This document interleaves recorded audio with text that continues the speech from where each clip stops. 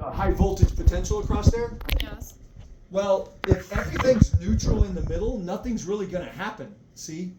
So, but what ends up happening to cause the actual breakdown in plasma, and this is true in fluorescent light bulbs and stuff, is literally cosmic rays come in and hit a neutral atom and cause an electron to pop off a little bit.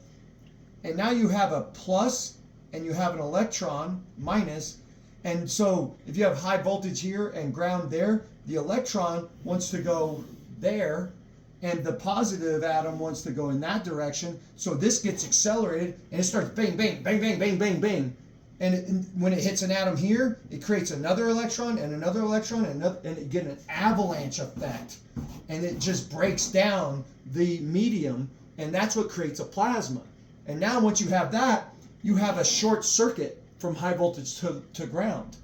Because a plasma is like a short circuit. It's like all of a sudden you have a ton of conductors in what was a neutral environment that was holding off the voltage. So when I have that high volt, that power supply down there, that's 100,000 volts. When I hook that up across a 6-foot tube, like the voltage goes up and up and up and up until one of these events happens, and then it goes bam, down, and it goes into current limiting, and it starts conducting current through there, but it's current limited. So it wants to go back up, and it goes back up, and goes back up, and it does this 1,000 times a second. And what you end up seeing is a plasma with a bunch of waves in it.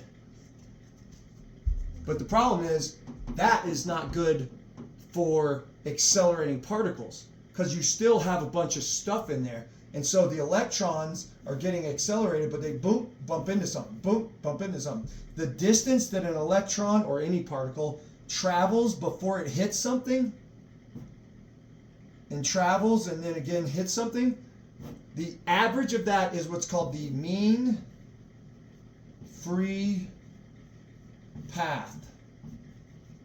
And if you wanted to accelerate all the way from here to there, the mean free path has to be bigger than your chamber.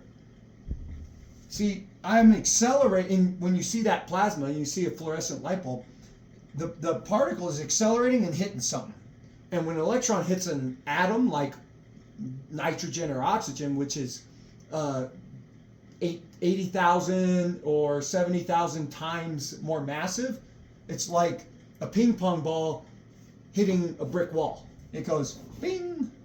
So you're trying to accelerate this way, but it keeps going bing, bing, bing, bing, bing, bing, bing. It's going all over the place because electrons are so tiny.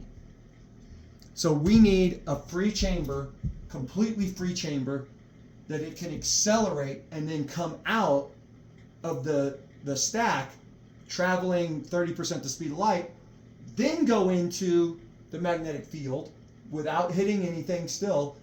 The only thing we want it to hit is the magnetic field, turn up, and then hit the glass.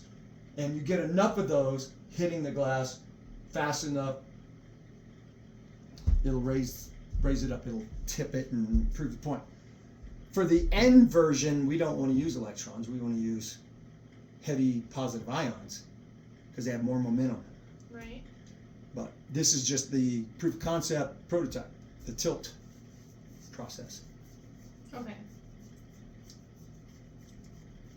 Cool. What'd you turn that on for? Are you recording? Mm-hmm. Sweet. Content loaded up to the thingy.